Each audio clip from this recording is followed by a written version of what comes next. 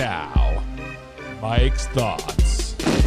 I'll say it once. I'll say it 100 times. Hell, I'll say it till I'm blue in the face. NFL should have a hiring freeze. Once the NFL playoffs start, once Week 18 is finalized, over, finito, done, adios amigos, there should be a hiring freeze. No movements, no hiring until after the Super Bowl. Same with the NCAA. There should be no transfer portal, no nothing until the season is officially over. Why? Because you have defensive coordinators, you have offensive coordinators, special teams coaches, etc., all looking to make that head coaching job, make that jump, and then teams are out there interviewing these people. They're not putting their full effort into said week. So when you look at the San Francisco 49ers, Robert Saleh has been hired as Tennessee Titans coach. They lost 41-6 to the Seattle Seahawks. Are you telling me that Robert Saleh put all of his effort, all of his eggs into that basket coaching the San Francisco 49ers? You are absolutely out of your mind if you think that. Guys, there should be a hiring freeze from Week 18 until after the Super Bowl. Let teams focus on winning the game ahead. Let coordinators focus on putting the best product on the field. Let people in general take a deep breath, relax, okay. Because if you think about this, if there was a hiring freeze, would John Harbaugh have taken the New York Giants job? If there was a hiring freeze, would Robert Saleh have taken the Tennessee Titans job? If there was a hiring freeze, would the Buffalo Bills have fired Sean McDermott? All those questions have got to be answered. I'm going to say it again. I'm going to say it till I'm blue in the face. There should be a hiring freeze in the NFL. Cue that intro. Are you ready for the best damn NFL show on the planet? Man Hour Nation, rise up. Yeah, hey, let's go. Hitting that gridiron, we going hard, we running the plays. You know the vibe, only the strong survive. Gotta keep your head in the game. Talking NFL, uncut, straight raw. Steady bringing that sauce. We about to take off. Get it hype, this man, our sport talk. Yeah. From the quarterback to the lineman, everybody bringing heat. You don't really want to try them. Hey, who gon' win? It's a battle of the giants. This show is the flyest. Nobody can deny it. This is Man Hour. Sport Talk. Man Hour. Sport Talk. What team you reppin'? We keep it interesting. Who caught another down? Who got that interception? This is Man Hour. Sport Talk. Check. Man Hour. Sport Talk. What team you reppin'? We keep it interesting. Who caught another down? Who got that interception? Let's go. What is up, Man Hour Nation? Guys, welcome to Man Hour NFL Talk. This is Michael Bucks, guys, your go-to spot for live, raw, uncut NFL talk. Guys, I'm so glad you're rolling with us today. Before we get to today's action, guys, head over to manhourradio.com. There you find all the exclusive merchandise, the freshest of the freshest blog, and everything that's happening with the Man Hour show. So, guys, if you're rocking the Man Hour, guys, that is the spot to do it. Make sure you hit the like button, hit the share button, of course, subscribe as well, so you never miss a live and after show. That's the easiest way to stay plugged into us. But if you want the full Man Hour experience, guys, become a Pickens Pundit. Guys, there's our members only community. We get free entry at the weekly NFL Pick'ems, giveaways, exclusive merchandise, and of course, only the bonus live stream that Pickens Pundits get. So if you want that next level access, guys, join the squad today. Now remember, this is a live interactive show, so drop your thoughts, your opinions, and your hot takes in the comments down below, because I want to hear from you. I want to hear from you. Mickey Mouse Moon Rocky says this is why you can't tell the boss the truth. McDermott's absence will show everyone in Buffalo who the real problem was. Mickey Mouse Moonrock. Is it Moon? Yeah, Moonrock. I am not, what's the word I'm looking for? I don't disagree with you. I do think that Sean McDermott was potentially not the issue in Buffalo. I also can think about that Sean McDermott might be a part of the issue in Buffalo. I think a lot to me ultimately falls on Joe Brady at the end of the day, because I think Joe Brady was ultimately the issue in Buffalo, but only time will tell. But you are absolutely correct. If we had a hiring freeze, everybody could take a deep breath, because teams like the Pittsburgh Steelers, teams like the Buffalo Bills. Hell, team like the Atlanta Falcons, they had to fire their coaches so prematurely to get into this hiring cycle to get the guy that now we're like, oh shit, what do we do? Because if you think about this, because we're going to talk about John Harbaugh going to the New York Football Giants here in just a brief moment, but would John Harbaugh have said yes to the New York Giants if there was a hiring freeze? Hear me out. There's a hiring freeze, and then the Buffalo Bills job comes open, and then the Miami Dolphins jobs comes open, and then let's say the Green Bay Packers job ultimately comes over. Yes, I know Matt LaFleur just signed a nice, lucrative extension, but let's say that job came open. Would John Harbaugh have jumped the New York Giants ship? Because obviously he wants to coach. Obviously he wants to prove the haters wrong. Obviously he wants to be like, you know what? I am the man, the myth, the legend. But man, Buffalo looks pretty nice. A Super Bowl ready team. All it needs is a coach that can't get the job done. The Giants are, let's just be real, the Giants are a really, really good team. They arguably have one of the best front sevens in the NFL. They have a very young rising star in Jackson Dart. They have Cam Scabado that could arguably be a top 10 running back in the NFL. But they got a lot of building blocks to go. They got a lot of teeth to cut before they're ready to be cut from the same cloth, like the New England Patriots, like the Buffalo Bills, like the Kansas City Chiefs. My Kansas City Chiefs right there, baby. Right there, guys. So, guys, we are in the new studio. We're still working on the decor, working on the camera angles. But, guys, welcome to Man Hour Studio C. And we got to welcome my man's Bruins Prod in the chat as well. He says Drake May is winning the Super Bowl. Bruins Prod, I have to give your boys some credit. I have to give the New England Patriots their props. Because let's just be flat out honest about this. The New England Patriots went and they punched, that's right, they punched the Houston Texans in the mouth over and over and over again. The one thing that gets slept on a lot, I'm talking like a lot, is that a New England Patriots defense. I did not realize that their defense was so damn good. Now, I know they were ranked like the top 5 statistically in the NFL. I understand that they did their thing all year long against inferior competition. Let's call a spade. But you know what? That defense is the real deal. And when you have a running game like the New England Patriots have right now, when you have a defense like the New England Patriots have right now, and when you have a quarterback that is game managing, not sucking, not turning the ball over like he is right now, it's a very, very real possibility. Not only do they go to the Super Bowl, but they win the Super Bowl. But let's pump the brakes a little bit. Because you got the Denver Broncos. Yes, Bo Nix is out with a broken ankle. Yes, they have a backup quarterback that has not taken a snap all season long. Yes, they are them. But the Denver Broncos defense is, they're not bad. We're going to talk a lot about that this week. We got Wednesday. When we got Thursday this week, we're going to dive into it. Matter of fact, we're going to dedicate one whole show to your New England Patriots, probably tomorrow. Whole AFC Championship game. We got the Denver Broncos, we got the New England Patriots, but you know what? We're going to slow it down, baby. Art Mino. Matter of fact, I don't know your name. But he says, Philippines, Bill Mafia is still sick. Please tell both Brandon Bean and your NFLs there, we dislike Cher, Goodman, refs are disfavoring the Bills versus the Chiefs last year. So basically, this man is from the Philippines. Welcome to Man Hour NFL Talk, man. We are live every Monday through Friday, 7 p.m. East Coast time, right here at youtube.com/Man Hour. And I do have to concur.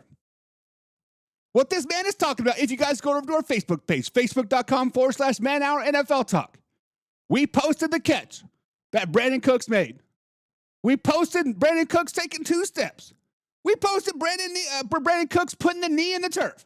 And then we posted the Denver Broncos quarterback ripping the ball out of his hand, saying interception. What? What? We need to slow it down, baby. Because when you catch the ball, you put 2 feet down, you put the knee down, and somebody touches you, you are down by contact. You are down by contact. And you know what, Philippines, man? What is your name? Art? You're absolutely right. That was a catch. That was a possession catch, and that was down by contact. The Buffalo Bills got screwed. Hell, I posted a clip with Xavier Worthy from last year and Brandon Cooks this year. Both 50-50 balls. One was a catch for the Kansas City Chiefs. One was an interception by the Denver Broncos. Now, the question that we have circulating around the NFL landscape, the question that we have in the Man Hour Nation sphere, the question that I have rattled in the back of my head is this. We know every offseason the rules get changed for the Buffalo Bills. We know every NFL offseason Bills Mafia cries just enough to get changed the overtime rules, to get changed the replay rules, to get play this rule, this rule, this rule. Are they going to cry large enough now, seeing that any close calls to catch? Now, I am playing both sides of the fence because I am a Chiefs fan. I am Chiefs Nation, Chiefs Kingdom to heart and soul. But I also know ball. I also see ball. I also see that the Buffalo Bills may have potentially got screwed the last 2 years. Worthy catch, 100% got screwed. That was a BS call. I'm here to say that was a bullshit call. This year, that is tough. Mickey Moonrock says, totally rando, but Eric Bieniemy back in KC to chop wood to call out fools. Mickey Moonrock, you're absolutely right. Because Eric Bieniemy, which was the offensive coordinator, the coach in waiting, whatever you want to call him, right? Which all those things, that was him. Him and Andy Reid were a perfect good cop, bad cop, right?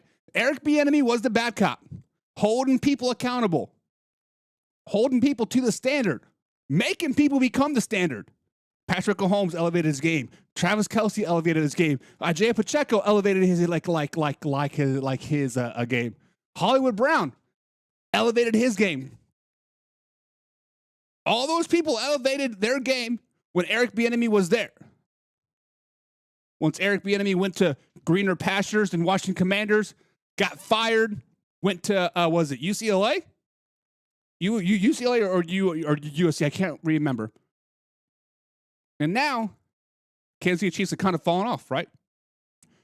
The standard has been allowed to slip. The what's the word I'm looking for? The hard-nosed football, the holding people to standard, holding people to their morals, making people elevate their game has been kind of like, you know what? It is what it is. Andy Reid is great at playing the good cop. Now, he can play the bad cop if he needs to, which he did with Travis Kelce 2 years ago. Chest bumping on the sideline. But yes, Matt Nagy and Andy Reid just weren't a good mesh, right? I feel like they had good chemistry. Obviously, they wouldn't have gone to the Super Bowl. Obviously, they wouldn't have gone to the Super Bowl over the year before that. Obviously, Andy Reid wouldn't have brought Matt Nagy back in after being fired as Chicago Bears head coach. Obviously, there's that camaraderie. There's that chemistry. But just for something wasn't clicking.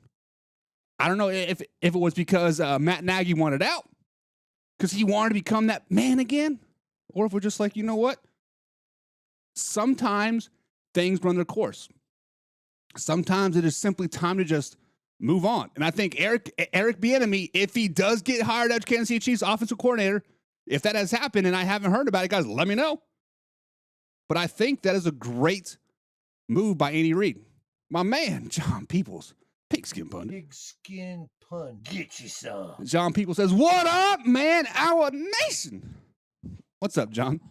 What is up, baby? What's going on? For some reason, I'm a little out of breath today. I think my asthma is getting to me.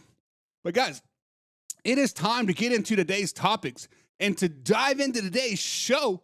If you guys are new here, be sure to hit the subscribe button, hit the like button. Of course, share with a couple friends as well. But let's start off there right at the top. And obviously, the biggest firing of the entire weekend was Sean McDermott. Bills Mafia. This one hits different. 9 years, 5 straight division titles, a franchise quarterback, and still it ends like this. The Buffalo Bills have officially fired Sean McDermott. Let that sink in for a second. This is not a bad coach getting bounced. This is one of the winningest coaches of the last decade, gone because winning was not enough. And this tells you everything that you need to know where the Buffalo Bills think they are at right now. Sean McDermott finished his run in Buffalo with a 98-50 record. 8 playoff wins, 2 AFC championship appearances, 7 straight seasons with at least 10 wins. This is elite territory. Matter of fact, that is elite territory. And here's the number that matters the most to the ownership. 0 Super Bowl appearances. 4 divisional round exits in the last 5 seasons. Another heartbreaking playoff loss. This time, 33-30 in overtime to the Denver Broncos.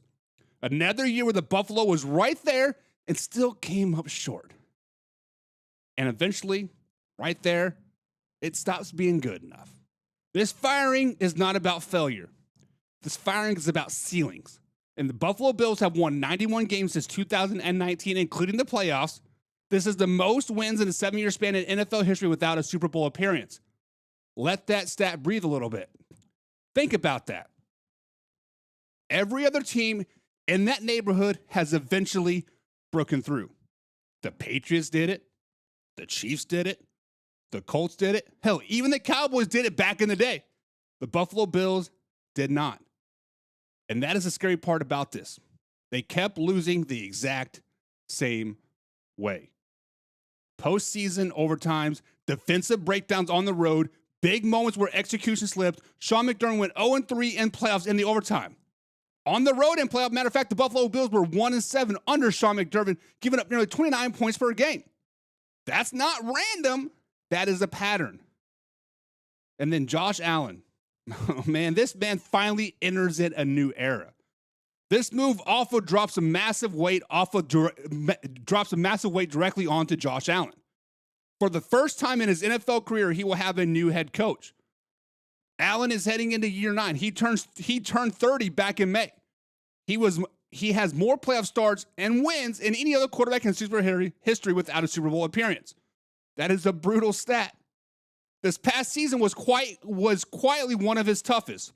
Lowest passing touchdowns since 2019, sacked at a career high 40 times, and still carried the team with his legs, but you could feel the strain. Buffalo's entire priority now is simple. Win now with Josh Allen. Not stabilize it, not compete, simply win. And now Brandon Beane takes control. Because this is where things get really interesting in my head. The Buffalo Bills did not just fire Sean McDermott, they promoted Brandon Beane to president of football operations while keeping him as general manager. This is a power move. Brandon Beane now oversees football-related roster coaching hires, vision directly. Matter of fact, he sees all of it. The Buffalo Bills is now Brandon Beane. And now with the new stadium coming next season, ownership wants a fresh voice, fresh philosophy, and a staff built specifically on maximizing Josh Allen in January and February. Not culture, not consistency, championships. Now, make no mistake about this, guys. This firing hurt inside the building. Jordan Phillips called it sickening. Daquan Jones made it to him, it made no sense. That tells you Sean McDermott had the locker room, but leadership sometimes making this move that hurts the most because standing and hurt looks more long-term. Guys, here's the truth. Sean McDermott was the perfect coach to rebuild the Buffalo Bills. He changed the culture. He ended the drought. He made the Buffalo Bills relevant again. But he's not the coach to finish a job. Buffalo is not chasing respect anymore. They're chasing rings. And when you have the generational quarterback entering the back half of his prime, you do not wait for a maybe. You swing. This is the biggest gamble Buffalo has made since drafting Josh Allen. And if they nail this hire, it could finally be the move that gets the Bills Mafia to the Super Bowl and winning a Super Bowl. So, Man Hour Nation, let me ask you this question. Did the Buffalo Bills make the right call firing Sean McDermott, or did they just fire the best coach that they've ever had? Guys, let's get into the comments and discuss your thoughts. Subscribe, hit the like button, and remember, we are live Monday through Friday, 7 p.m. East Coast time, right here, youtube.com/Man Hour. Now, this is a live, interactive show, guys, so drop your takes, drop your thoughts, drop your comments down below. But let's move on to segment number 2. Because this one is sickening. This one sucks. This is the kind of win that feels like great on the scoreboard, but awful in the locker room. Guys, the Seattle Seahawks just demolished, flat out embarrassed the San Francisco 49ers 41-6. But they paid the massive price. They paid the ultimate price because Zach Charbonnet is done for the season. He is out. No NFC Championship game, no Super Bowl, hell, no, not even a Pro Bowl. And this injury changes everything about the Seattle has to survive the rest of the playoff run. Simply, guys, what happened? Zach Charbonnet suffered a torn ACL in the second quarter of the blowout win. Head coach Mike Macdonald confirmed it is a significant knee injury that Charbonnet will need surgery. His season is over. His playoff run is over. His Super Bowl run is over. Mike Macdonald, guys, said it best. He said, this one hurts. This one hurts the heart really, really bad. Charbonnet is just not another running back in his offense. He was the leading touchdown scorer on the team. 12 touchdowns in total. Short yardage hammer, red zone finisher, tone setter. And all that, gone at a blink of an eye. Guys, this Seahawks offense was built on balance. Kenneth Walker III and Zach Charbonnet were the definition of a two-headed monster, a definition of 1-2 punch, different styles, same violence, same efficiency. Charbonnet was the guy you trusted near the goal line, the guy who punished the defense late, the guy who let Seattle control the tempo and keep pressure off the quarterback. Now that safety net is gone. Now, don't get it wrong. Seattle can still run the ball, but the margin of error just got a hell of a lot thinner. Kenneth Walker III has entered center stage. If there's a center lining to all of this, this is it. Kenneth Walker III looked like a superstar the moment Zach Charbonnet went down. Walker finished with 116 yards and 3 touchdowns. He reminded everyone why he rushed for over 1,000 yards during the regular season and why Seattle trusts him when the game matters the most. Now, this is his backfield. No committee, no sharing, no easing in. Walker will have to be the engine, the closer, and the heartbeat of the offense for the rest of the playoffs. And that is a massive responsibility. Behind Walker, things get uncomfortable very, very fast. Now, you have Cam Akers, you have Jones Jr., and you got George, who is eligible to return from injured reserve this week. This is not exactly a playoff-tested group. Seattle does not need those guys to be stars. They need them to be functional. Missed assignments, blown pass protections, or turnovers in the NFC Championship game will end the season in a hurry. Now, there is some good news. Quarterback Sam Darnold is expected to be okay after managing his oblique injury. Left tackle Charles Cross is still day-to-day. Seattle is banged up, but not broken. The problem is that the playoff football does not care about pain management. It exposes weaknesses. Now, when you look to the head of the NFC Championship game, guys, the Seahawks now head into this game against the LA Rams with one of the most reliable offensive weapons. That means play calling tightens up, protection schemes matter more, Walker's workload skyrockets, and execution has to be flawless. Seahawks can still win this game, but they no longer have room to absorb mistakes. Because Zach Charbonnet's injury is not season-ending for the Seahawks, but it is season-defining. This is the moment where contenders either adapt or break. If Kenneth Walker III stays healthy and Seattle plays clean, disciplined football, they can still and will reach the Super Bowl.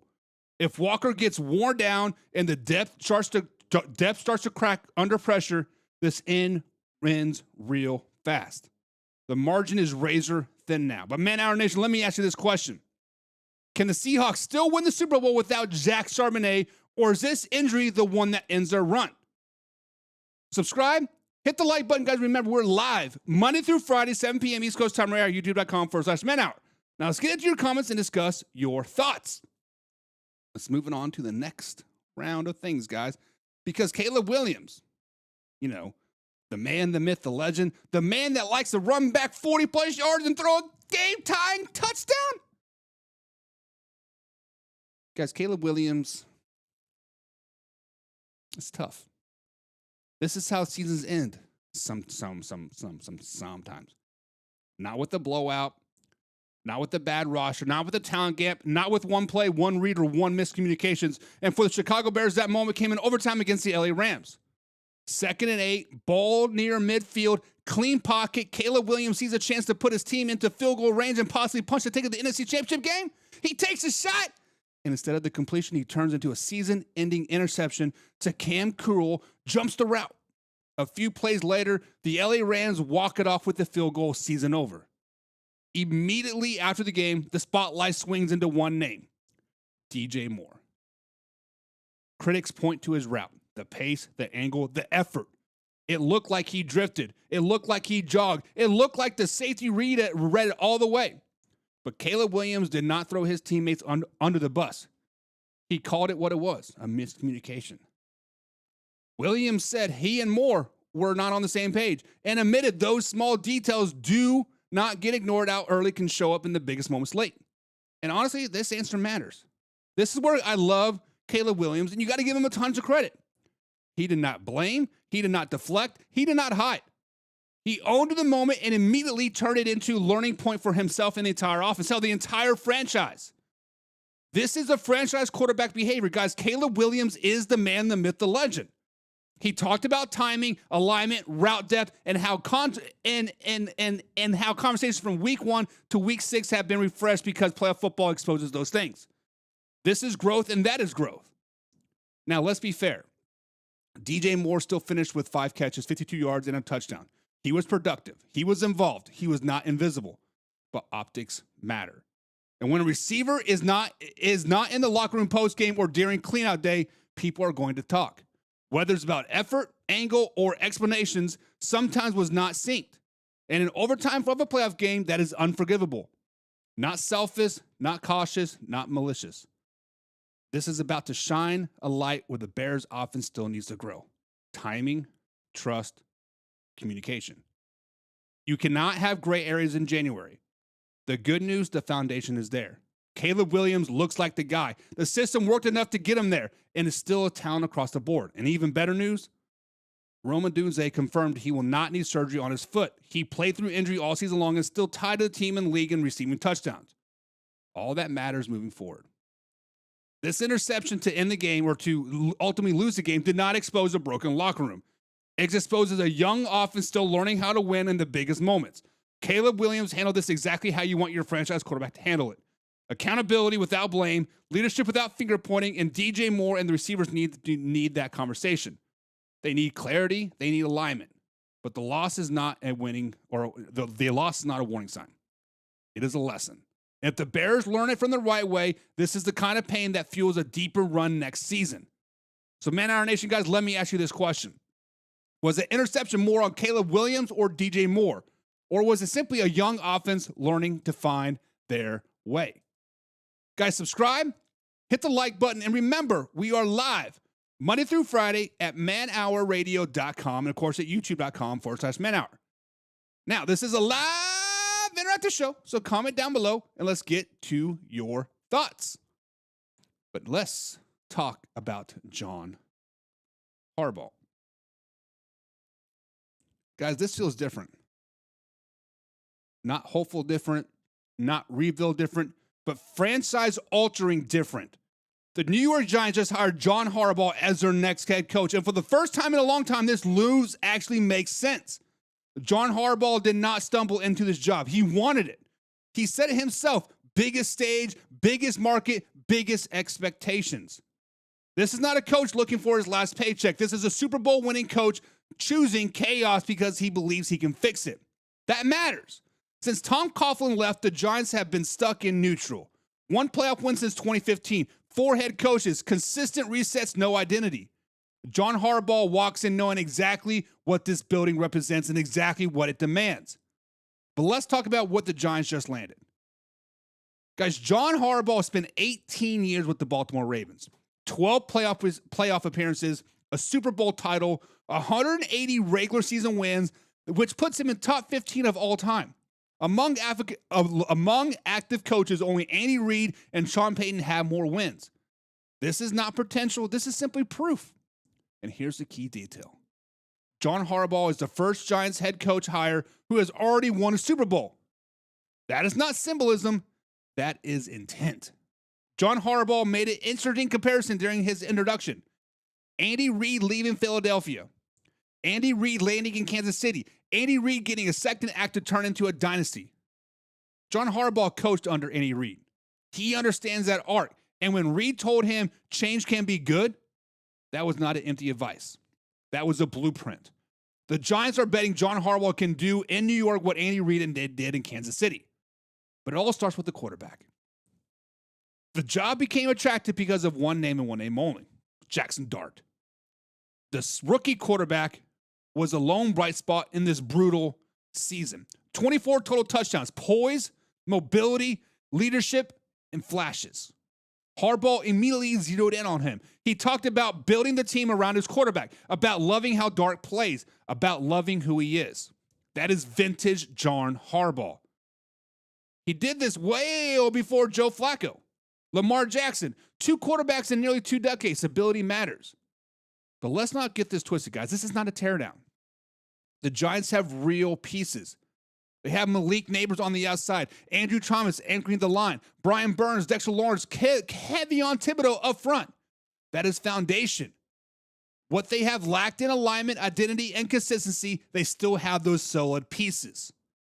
John Harbaugh thrives in this exact environment. Guys, listen to how John Harbaugh talks. Relentless brotherhood. The unwilling to give up. Playing for the guy next to you. That is not coach speak for him. This is how his team actually played for nearly 2 decades. Baltimore was never soft, never undisciplined, never unprepared. This is what the Giants are buying into. Guys, this is the biggest coaching hire that the New York Football Giants have made since Tom Coughlin. Not because John Harbaugh guarantees a Super Bowl, because he guarantees direction. The Giants finally stopped chasing the next young genius and hired a grown-up who actually been through every version of success and failures with a list league offers. If Jackson Dart is a guy, John Harbaugh will maximize him. If the roster has fight in it, Harbaugh will drag it out of him. This is not a rebuild hire. This is a win-now culture reset. So let me ask you guys this question. Did the Giants just make the biggest coaching hire in the NFL this offseason, or is it still a risky bet in this brutal market? Guys, subscribe, hit the like button, and remember, we are live Monday through Friday, 7 p.m. East Coast time right here at youtube.com/man hour. But guys, it is Tuesday, and that means one thing and one thing only. It's time for Overreaction Tuesday!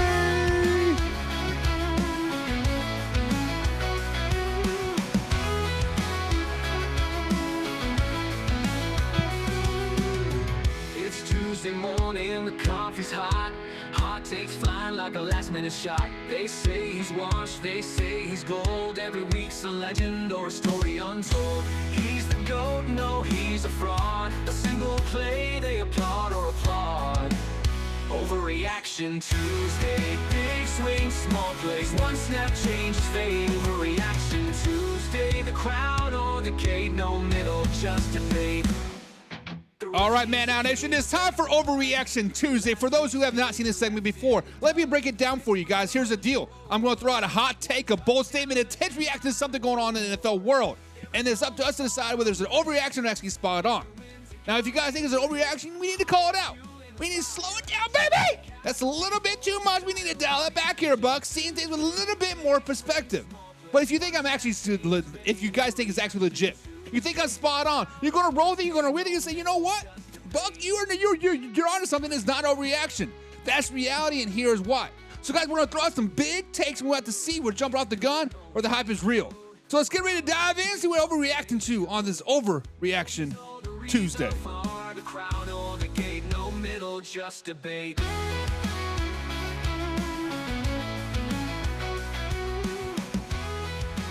Alrighty, guys, so welcome to Overreaction Tuesday. My name is Michael Buckhuster here. You guys are watching Man Hour NFL Talk right here at youtube.com/Man Hour. Now, I see some people jumping over here on the Facebook page. You guys, come over to YouTube because Facebook chat is not working right now. I need to fix that. We'll get that back working tomorrow. But, guys, the first Overreaction Tuesday is Lamar Jackson. Boy, oh boy, do we need to talk about the man, the myth, the legend, Lamar Jackson. So, guys, let me ask you this question. Is it an overreaction to say that Lamar Jackson will end up in a Las Vegas Raiders uniform in 2026? Chat, I want you in this chat immediately. Drop your thing. Is Lamar Jackson eventually going to be a Raider? Yes or no? Drop it in the comments right here, right now. But let's walk our way through this rumor exists and why it sounds louder than it should. Guys, this Lamar Jackson to Vegas idea keeps popping up for one reason and one reason only. It feels like a Raiders move. Mark Davis loves splashes. He loves stars. He loves attention.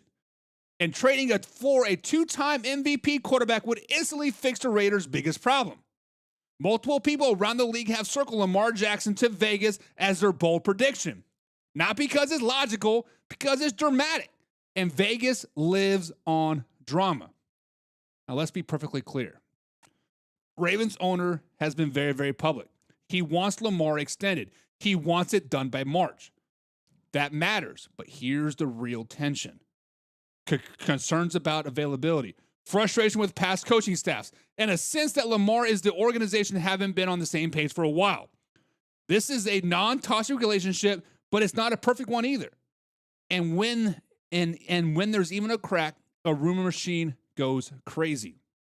Guys, if we're talking about pure fantasy football logic, sure. Lamar in Vegas would instantly solve a quarterback problem. It would sell jerseys. It would put the Raiders back in prime time conversation. One NFL evaluator even said not everyone in the Raiders building would be on board, but Mark Davis might do it anyways. That's the part that scares Raiders fans more than excites them. Because big moves are not always smart moves. But here's the truth that cuts through all the noise. Baltimore knows life with Lamar is far better than life without Lamar. They know that replacing a two-time MVP is nearly impossible. That means a massive contract offer is coming. And unless Lamar completely hates the new coaching situation, there is no football reason for Baltimore Ravens to move on from him. Trading Lamar would be organizational malpractice unless the relationship is beyond repair. And right now, it's not. It feels, to me, less than a real destination and more like a rumor born to impatient of offseason boredom. So yes, guys, this is an overreaction. Lamar Jackson ending up in Vegas sounds exciting. It sounds bold, and it sounds very much like the Las Vegas Raiders. But the reality is Baltimore will pay him. Baltimore will prioritize him, and Baltimore is still the best chance to win. Until there's real smoke beyond speculation, this is just noise. Fun noise, but still noise. But Man Our Nation, do you think Lamar Jackson finishes his career in Baltimore, or do you believe a blockbuster trade is coming eventually? Drop your thoughts in the comments down below, guys. I want to hear where you stand. Subscribe, hit the like button, and remember, we are live Monday through Friday at 7 p.m. East Coast time right here at youtube.com/manout. Now let's move on to the next one, because this one's going to have Bills Mafia in a tussle. Is it an overreaction, guys, to say that A.J. Brown will be in the Buffalo Bills uniform in 2026? Chat, I want to hear from you. Do you think A.J. Brown ends up in Buffalo? Yes or no? Simple question. Guys, let's start with the obvious. A.J. Brown does not look happy in Philadelphia. His body language has been rough. The sideline frustration has been visible. The chemistry with the offense direction feels strained. This isn't coming out of nowhere. Some league executives have felt since October that the breakup was coming. And when teams start whispering that early, it's usually not nothing. Now, if there's one thing we know about the Philadelphia Eagles, it's this. They are ruthless with the cap. They have never been scared to move a star early rather than later. And in this case, the math actually supports this. If the Eagles designate A.J. Brown as a post-June 1st trade, they can save $7 million in cap space. That's real flexibility. And the Eagles have already had plan B. Build around Devontae Smith. Add a high draft pick. Reset the passing game. From a front office standpoint, this is not crazy. And then let's talk about the Buffalo Bills. The Buffalo Bills have to upgrade at wide receiver. Their best receiver right now is Shakir. Nice player, but not a true number one. A.J. Brown would instantly become the alpha, and he's still young. He's only turning 29 years old this season. He's physical. He's explosive. He's built for cold weather football. And from a Buffalo Bills perspective, this is a win now move. Not a development curve, no guessing. Plug him in and go. One NFL personnel evaluator put it simple. Brown is an immediate upgrade. That's not hype, guys. That is reality. Yes, there are other teams floating around the league that could use A.J. Brown. The Tennessee Titans, the Cleveland Browns, the Las Vegas Raiders, the San Francisco 49ers. All interesting, all logical. But Buffalo Bills check most of the boxes. Quarterback stability, Super Bowl urgency, clear receiver need, and a front office that knows it cannot waste his window. If A.J. Brown is moved, Buffalo is not a random guess. It is a calculator run. Guys, simply put, this is not an overreaction. Saying A.J. Brown could be in Buffalo in 2026 is very realistic. The frustration in Philly is real. The Eagles' cap philosophy supports this move, and the Buffalo is desperate for a true number one receiver. This isn't a lock, but it's far from fantasy. If things don't change in Philadelphia fast, this rumor is only going to get louder and louder and louder. But Man Hour Nation, do you think A.J. Brown finishes his prime in Philadelphia, or is the Buffalo Bills the next stop? Drop your thoughts in the comments down below, guys. Subscribe, hit the like button, and remember, we are live Monday through Friday at 7 p.m. East Coast time right here at YouTube.com. What's up, Ron? Now, next up here on Overreaction Tuesday.